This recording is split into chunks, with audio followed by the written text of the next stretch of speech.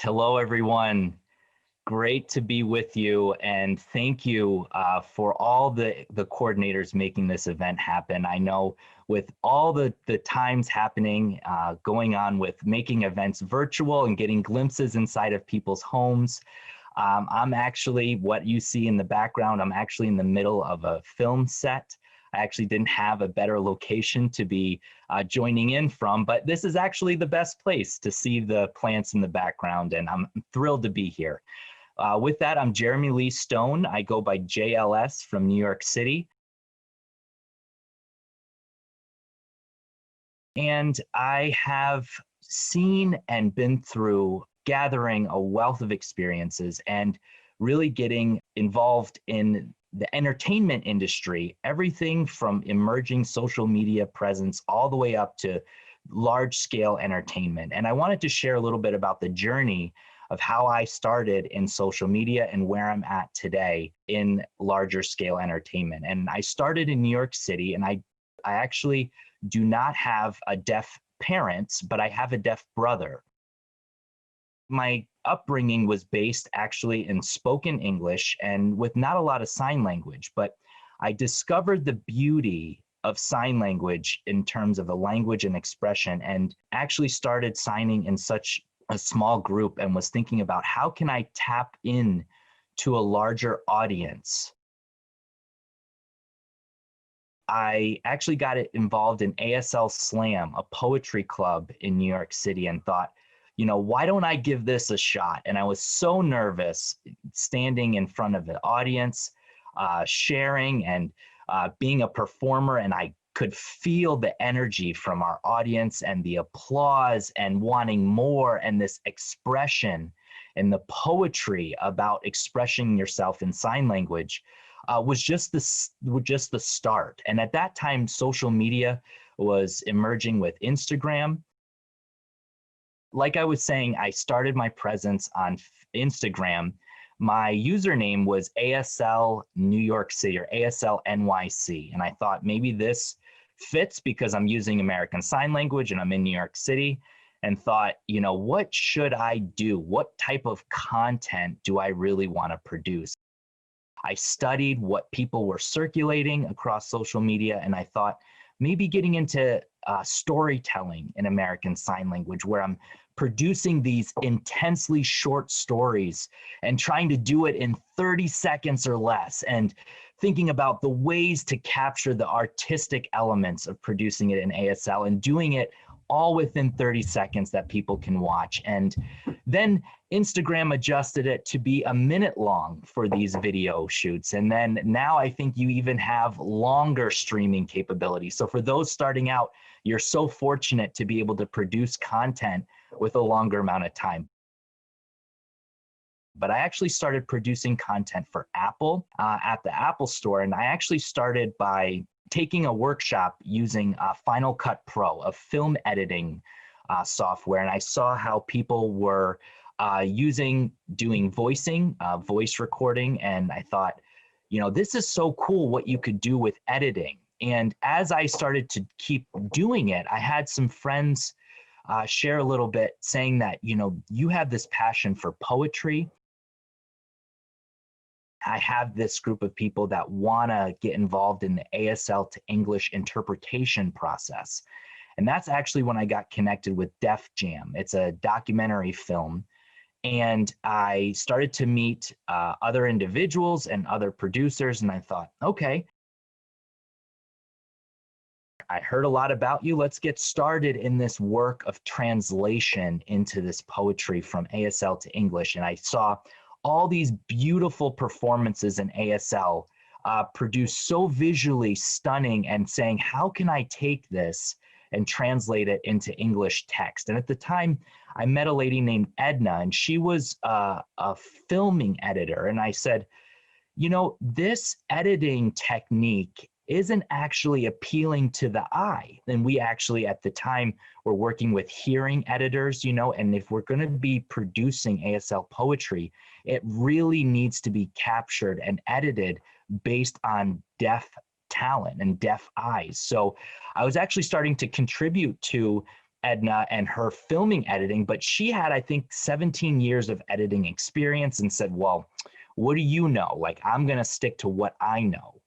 And it actually didn't really come out the way it should be. And I thought to myself at the time, well, I have my Instagram stories that do involve some editing, and there's ways to really express yourself using editing techniques. So I'm getting into the phone and thinking about, what can I do on my phone? I started using iMovie. And at the same time, I was also involved in Def Jam, that documentary, and looking at what these editors are using as far as this process goes.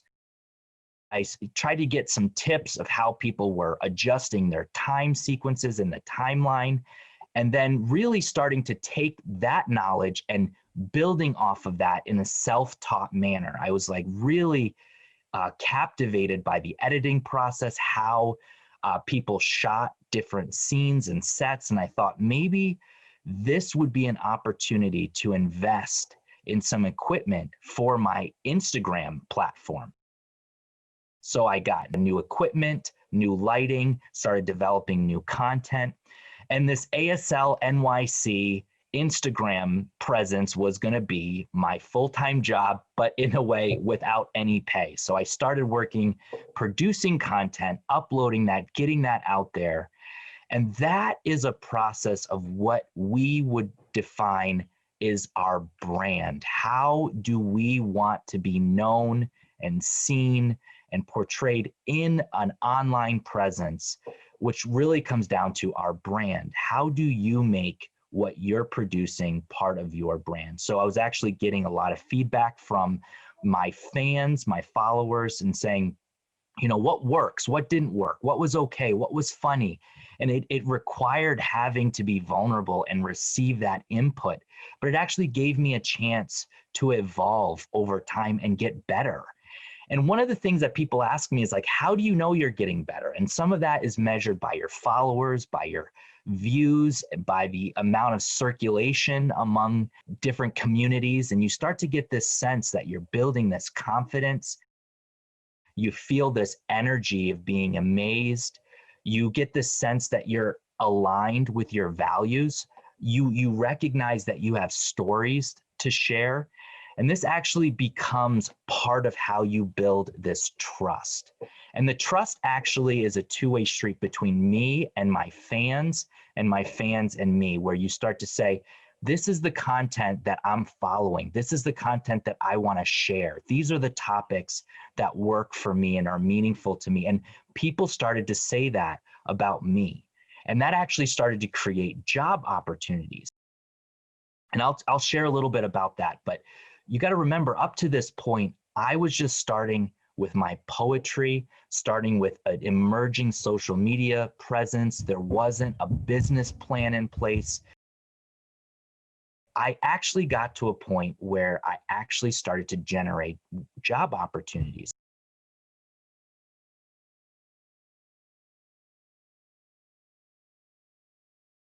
The first employment opportunity was with Sony. And at that time, John Legend had produced some songs, and I got a message saying, would you be interested in part of a short film as a media event? And I thought initially, this would be a scam. I never had imagined generating employment opportunities through my social media presence. I actually ignored that attempt from Sony to reach out to me, and they followed up with me again.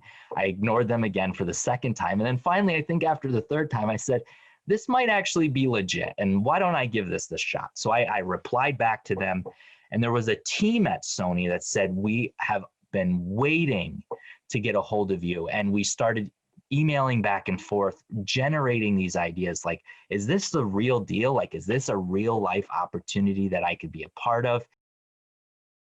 And turned into this opportunity to get involved in this John Legend album and this short clip. But it started lining up with my values. And the reason why I share that is because all the work that was produced ahead of time, the investment, the work that I put in that was without pay, started to create opportunities where I could receive paid employment opportunities.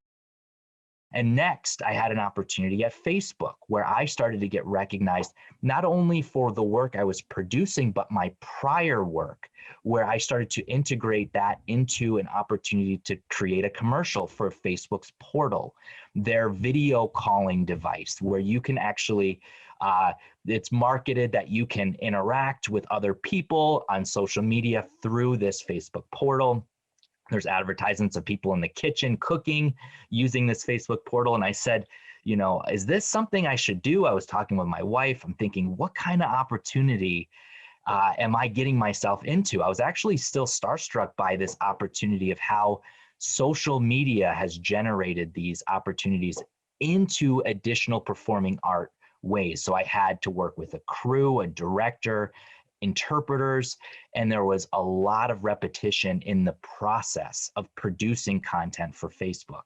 But it was actually through that time that I got more familiar and comfortable with the entertainment industry and the language that's used, how people talk, how people act, the behaviorisms of how these producers work to produce content.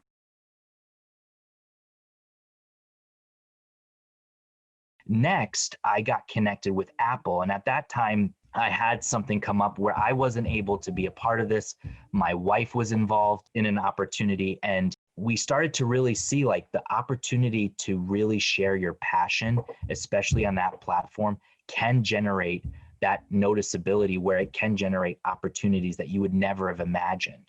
And I thought to myself at that time, like being involved in commercial after commercial, like, is this what it's going to look like for a while, or do I have an opportunity to do something else? And at that point, I said, I want to actually create a business using the ASL NYC brand, that original hashtag that I started with, the Instagram username, to actually generate into a business called ASL NYC.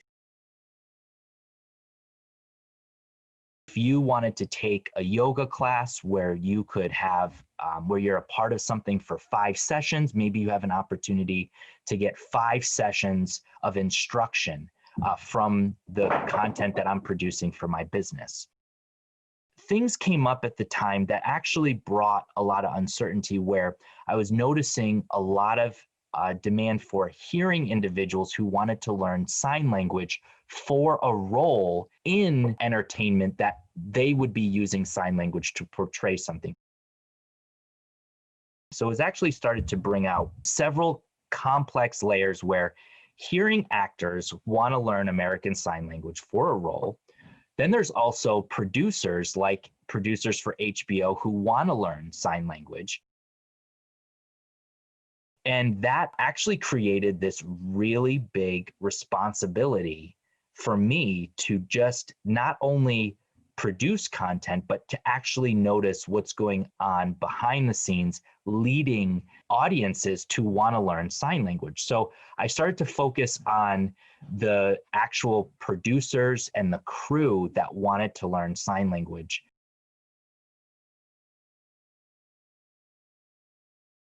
And this actually led to an employment opportunity producing Sound of Metal, which is a new film that is being produced. And it had a whole new cast and actors, and it was a full set production for this film.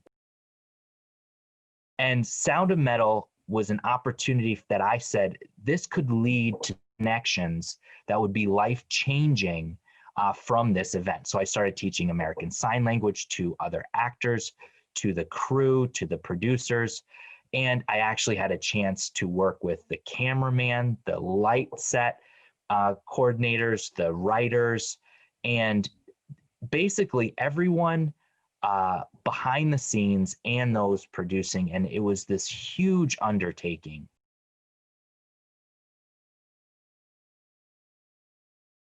I had some takeaways from that, thinking, how do I take that experience and share that and connect that with the deaf community, to share the knowledge, the teamwork, the ways we work together in this entertainment industry for this set with the community. And that's where I set up the ASL Elements series, where I integrated basically American Sign Language, the experience with producing films into a show. And I thought this would be a perfect combination of sharing this experience. And I thought Gallaudet University would be a great place to do that. And so when you think about ASL Elements, for those that don't know, it's a poetry competition in a nutshell. That's essentially how it's framed. But all that's going on behind the scenes is such a loaded, complex, deep dynamic, is so rich that I actually thought, maybe I could execute this well. And I thought about, so excited to host this with all the experience that I've accumulated. I had assistants, I had the lighting team ready, I had everything that I thought was set in place. I felt like I brought the A team together and we were ready.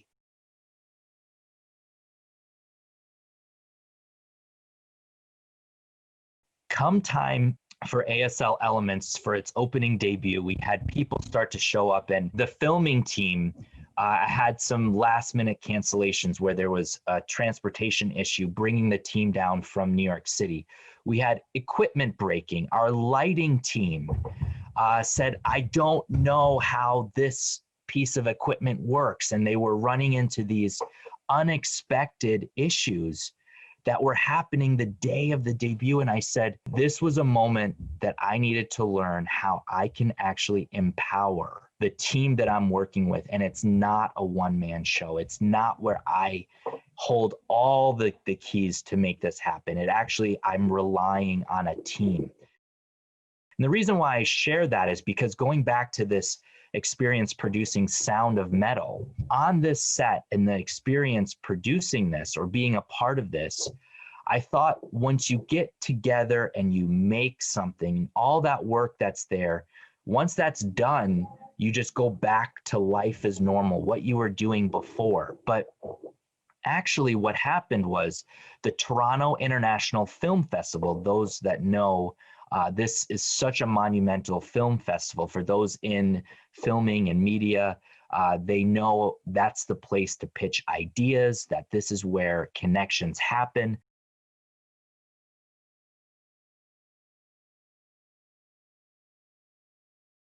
The Toronto International Film Festival, they didn't release this film because this is the space where people bid on the films that are emerging. And so I thought, this is an area that I actually don't know too much about. So I attended the Toronto International Film Festival, and I had some people there that said, hey, I want to get some photo opportunities with you. And I was like, this is what glimpses of a large scale entertainment industry, what that life looks like. You have opportunities to meet other directors, to watch other films, to have these connections with other people and what they're producing, and get these private screenings. And I thought to myself, looking at all these things that are happening, I said, this is the space where you have opportunity and you're getting visibility from large scale producers wanting to make these small scale films into something more large scale. So this is where Fox Entertainment Studios, this is where Amazon Studios shows up. So all these big name producers are there at the Toronto International Film Festival. And I thought, this is such an incredible experience. And Amazon actually won the bid for Sound of Metal, of course. So for those that are not surprised, so Amazon won rights to produce it. And after that time, they were actually very quiet with announcing this, because Amazon Studios, what was going on behind the scenes, they were working through this, where they were looking at making it accessible with closed captioning. They were making sure that it captured the inclusive mission that they wanted to have. And while this was happening, another work opportunity came up with the New York Knicks. For those that might not be familiar with basketball, it's the basketball team in downtown New York City. And I got an opportunity to do the national anthem. And again, I want you to keep in mind that these experiences, starting with Instagram to these little commercials, to these media opportunities, to producing or being a part of a film, to now getting into something live, producing the national anthem. All these experiences are adding that came up along the way. And they asked me to do these things without pay. And I was actually quite confused at the time because I was generating these opportunities and now I'm doing something for the New York Knicks without pay. And it actually raised a lot of complex inner struggle issues that got brought up and made me think about the broader community within the deaf people of color community when it comes to how you market yourself and how much you're worth producing the content that you produce. You know, for us, we might not be comfortable with these experiences deciding how much we're worth. Like we think, this is amazing. I get an opportunity. I don't care about getting compensated. I'm just doing this for the recognition or the visibility. But that was actually a huge mistake for me. And if you think about this and my experience, and maybe for your individual experiences, they might think, well, this might take place of networking opportunities that would happen later. And that's the role that I took on, thinking that producing the national anthem in sign language for the New York Knicks would actually generate networking opportunities because of the visibility that it brought. So I went ahead and took this volunteer assignment, the national anthem that you've seen so many times. I did that. Afterwards, it was really, really quiet. I thought, you know, I'm really bothered by not getting compensated. I made a huge mistake. And I was waiting in that transition period. And it's actually a couple years later,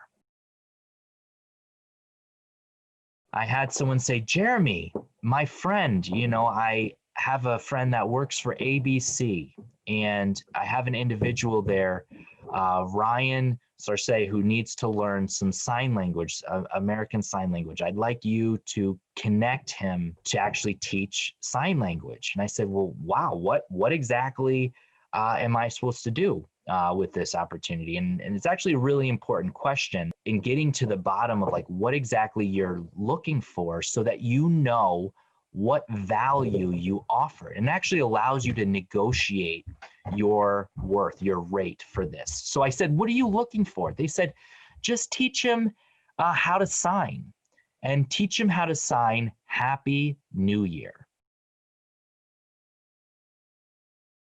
I said, that's it? Just Happy New Year? Yeah, we need you right now to teach him how to sign Happy New Year. And I said, okay, when do you need me to do that? And they said, right now. I said, I think I can do that. Okay.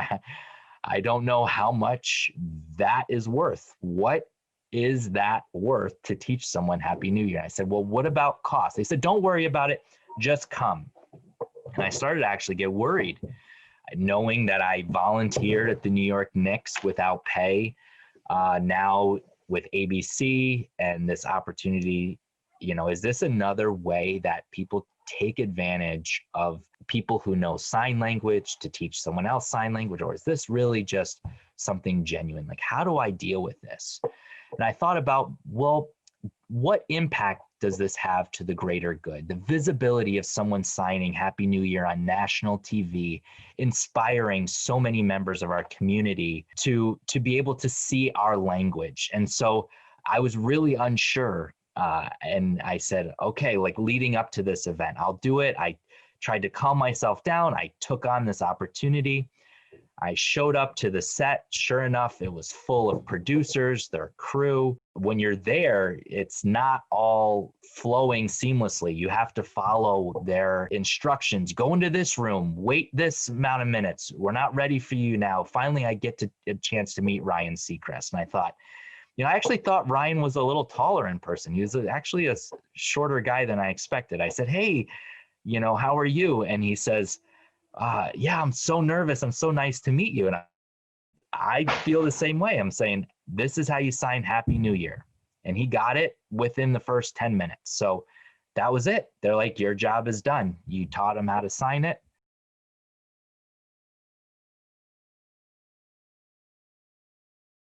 I was walking off the set thinking to myself, wait a minute, am I going to get paid for what I just taught them? Maybe I'll ask someone. I saw the producer. I said, hey, do I get paid?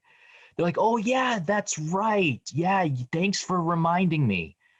Come follow me. I was like, huh, you almost forgot, but okay, let's see what's next. So I meet the producer and he says, how much do you want to make? How much are you going to bill me? And I said, was not expecting that question. I said, well, ABC is a pretty big deal. This is a pretty big event. There's a lot of visibility. I threw out a ridiculous price. I said, this is how much that cost me. He says, okay, here you go, and wrote out a check. And I said, what just happened?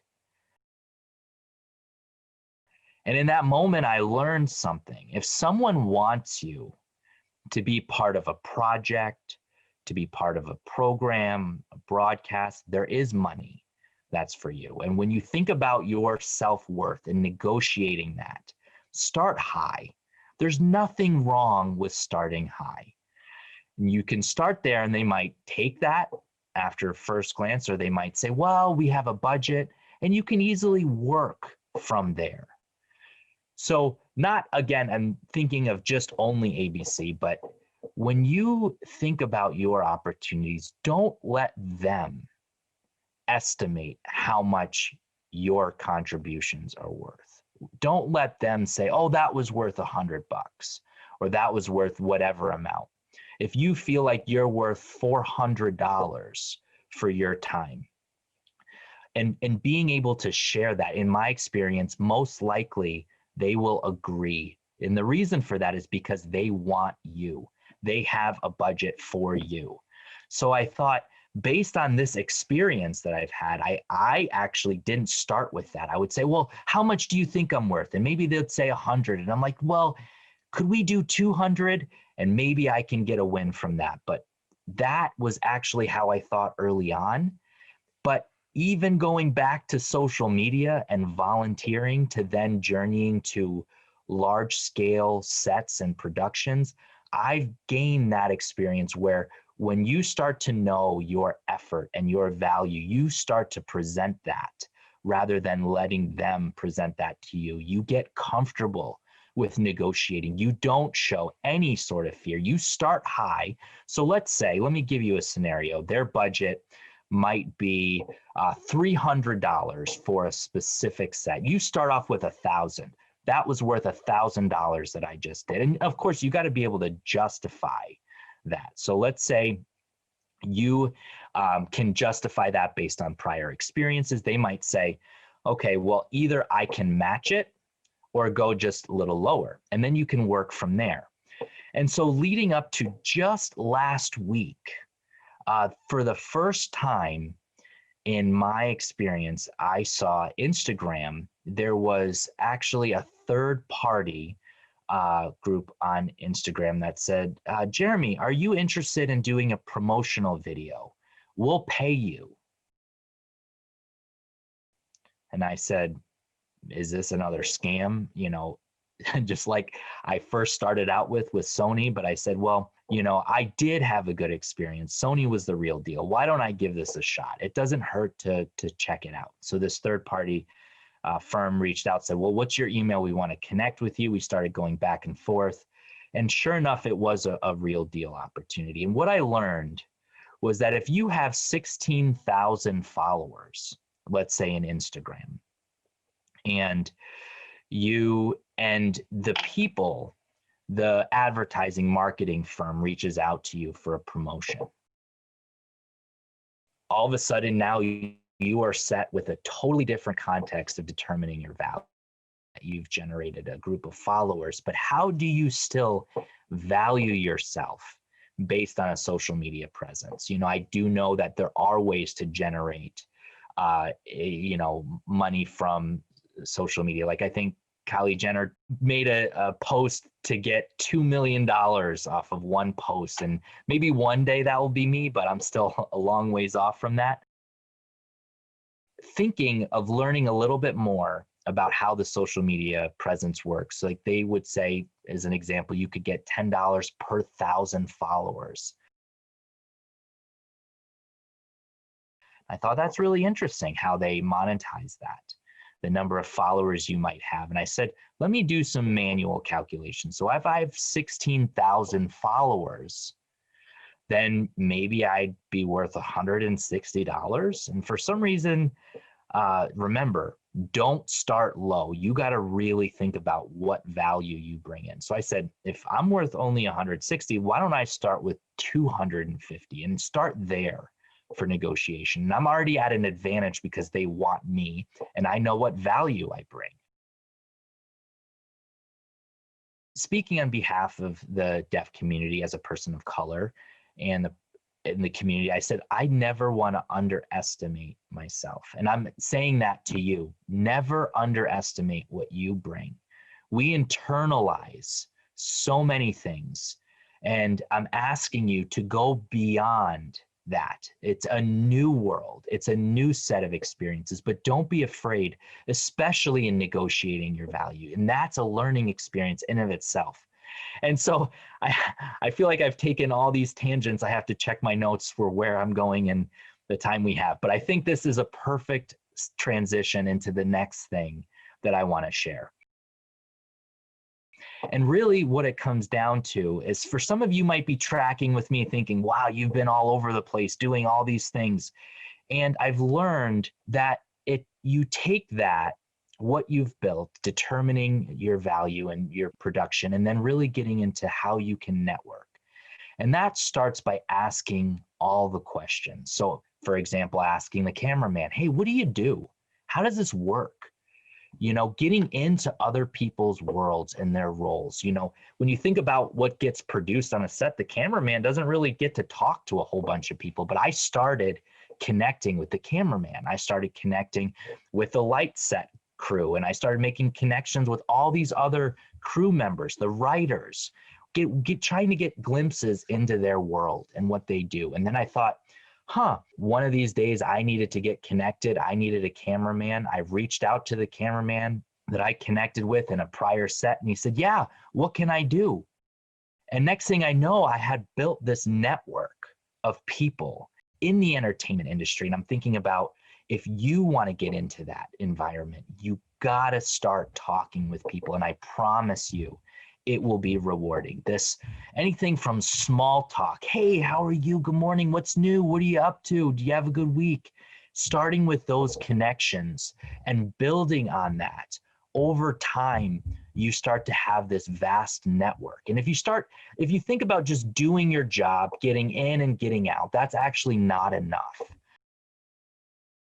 One of the rules I live by, and I've shared this with my family, is that if you go to any event you can think of, you gotta have at least one exchange of contact information with someone. If you can make that your goal, I promise you it'll work. So, and I think about going to a film festival or going to another event or being on set, exchanging contact information, making at least one connection is where it all comes down to. If you exchange at least one, the possibilities will be endless. And don't be afraid to make that your goal as well. If I were to leave you with some last words of inspiration, I want to make sure that we leave just some time for Q&A.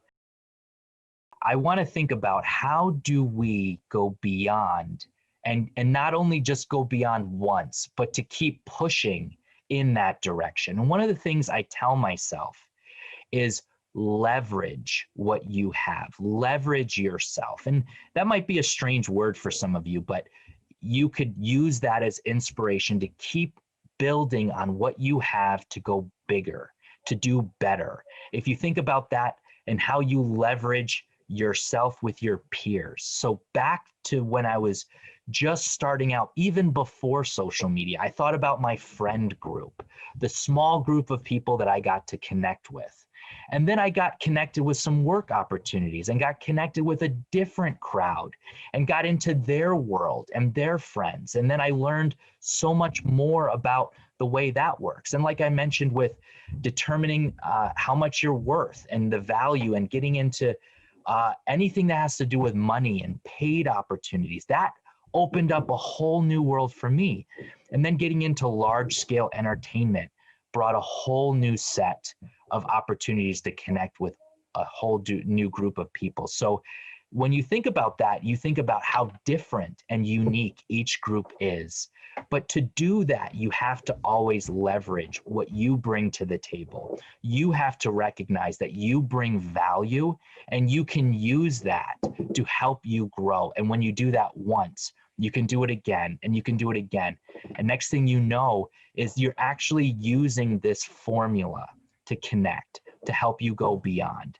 And that is what I'd like to share from my experience. And this is nowhere near the end. I'm still learning this along my journey, and I'm discovering these things every place I go. And like I say, from an Instagram promotion that I think that took place last week, I'm still learning the new details about. But when I think about you guys and maybe being in a college environment and your platforms, I can encourage you to continue producing. I can encourage you to finish your education, especially if you're majoring in film. And there's so many technical skills that you can learn. Everything from lighting to digital editing to graphic design. All of those techniques you can get chance to learn in school. But for those who have a passion for acting and being involved as talent in the entertainment industry, where you might think that you don't need school for that. Like for myself, I didn't go to school to produce content, and that wasn't easy for me.